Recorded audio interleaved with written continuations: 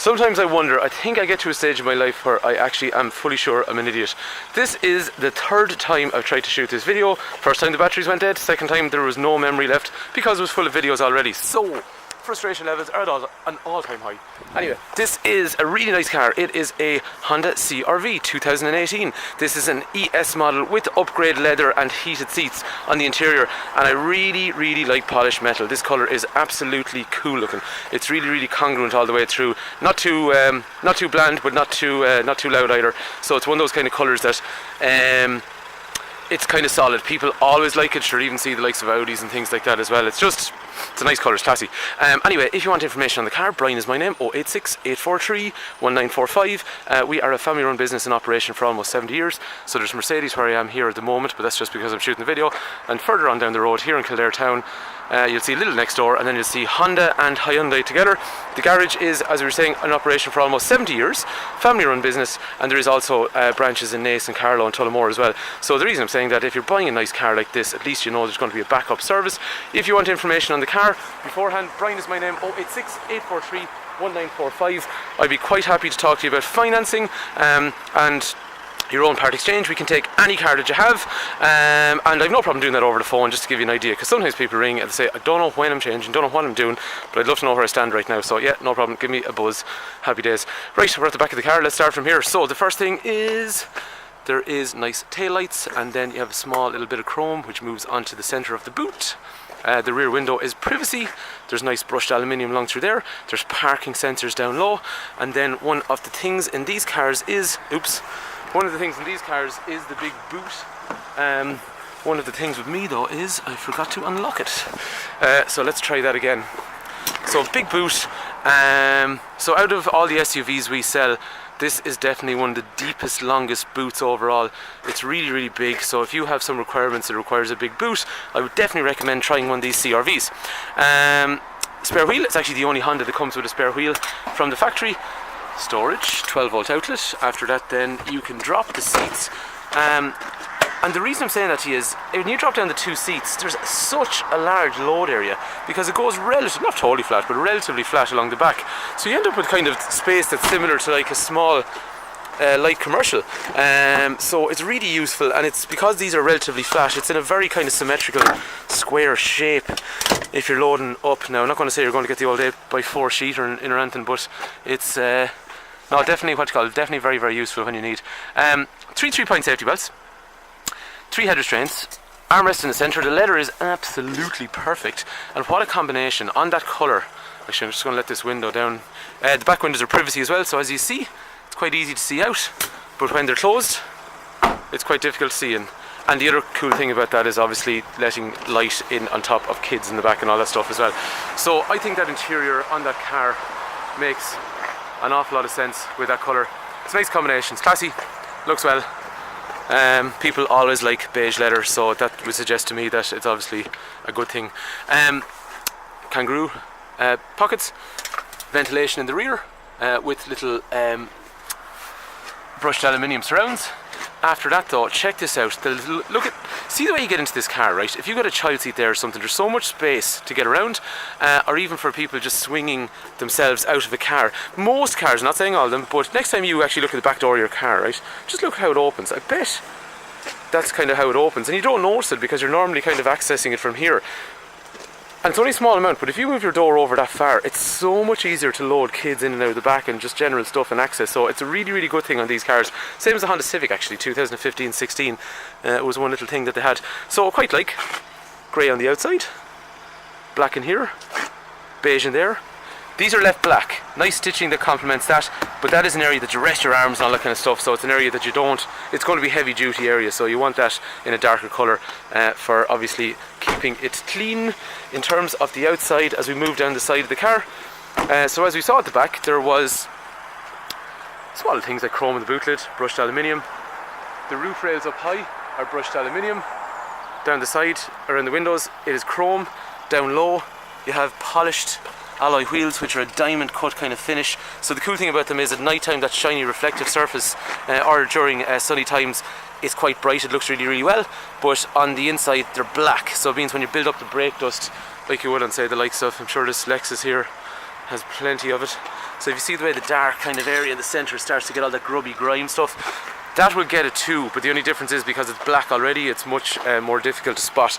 The other thing on these CRVs as well, these are grey, these surroundings around here. I'd love to see one colour coded, but it is expensive by the time you do it. But what's nice on polished metal is they're much more congruent, they kind of fit into each other, so it gives that more sort of, it's not colour coded, but it gives that kind of effect.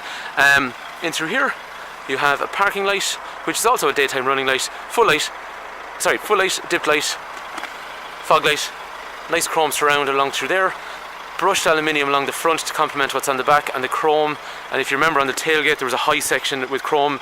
As you move up, same idea, this has chrome as well, and see the way the lights kind of complement all that kind of what they call solid wing face, I think is what they call it on the front.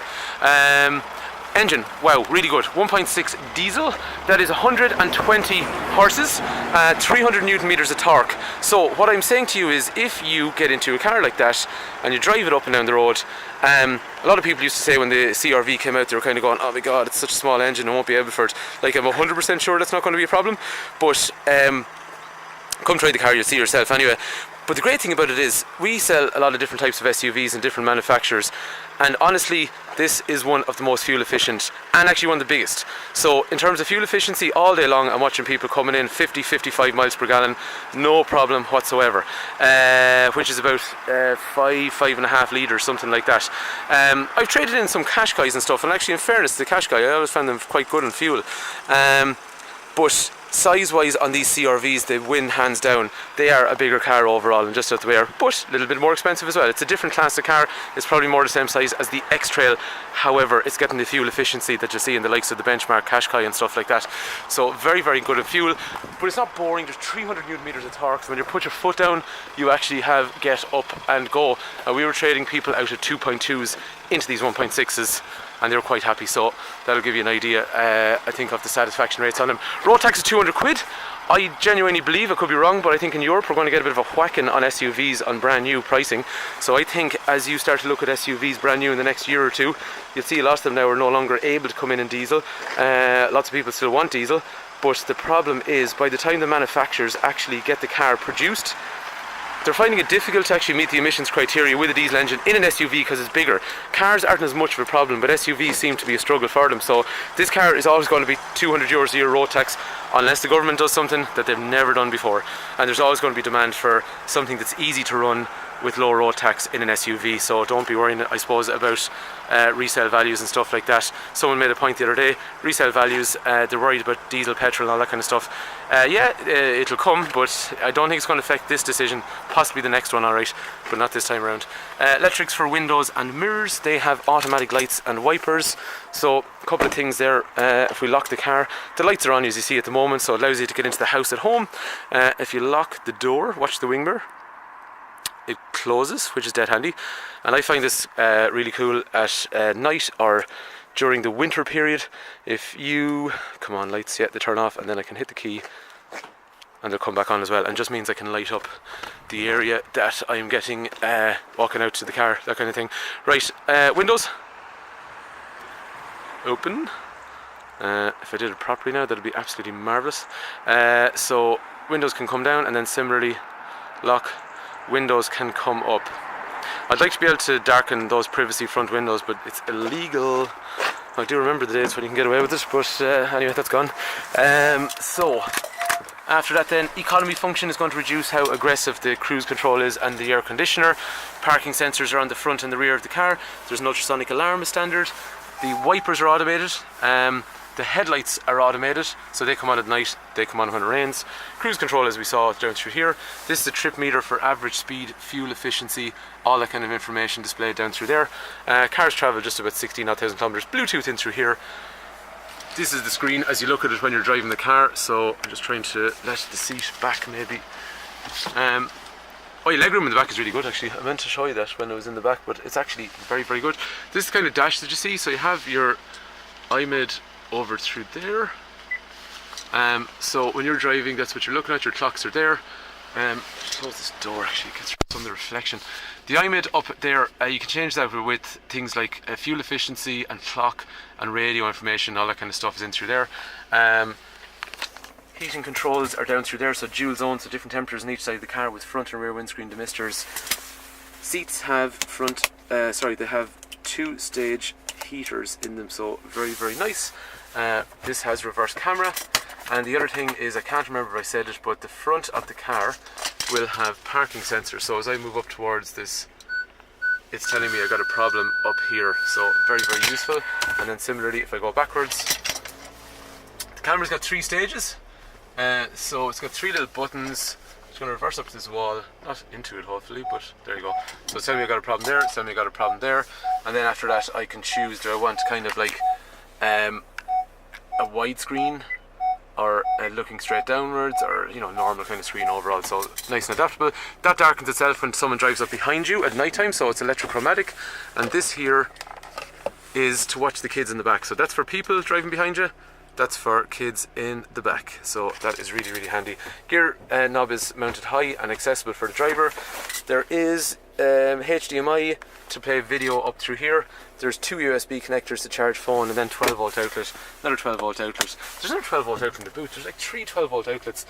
I'm sure there's someone out there that will get that use out of it. Not too many actually, I don't know what people use that for. Probably recreational activities of some sort. This is Honda Connect, so it just means you've got touch and swipe, and you got your phone information in through here, trip information in through there, AHA, which is internet radio, audio information through there, settings in through there, and more Android functionality like a browser and a calendar and a clock. My God, I have to get a new camera. This one, it actually looks, look at it, it looks really impressive, but it's rubbish. It just struggles with everything as far as I can see. Safety wise, you will have driver's airbag, passenger airbag, curtain up high, side of the seat. The car will have anti-lock brakes, emergency brake distribution, emergency brake assist.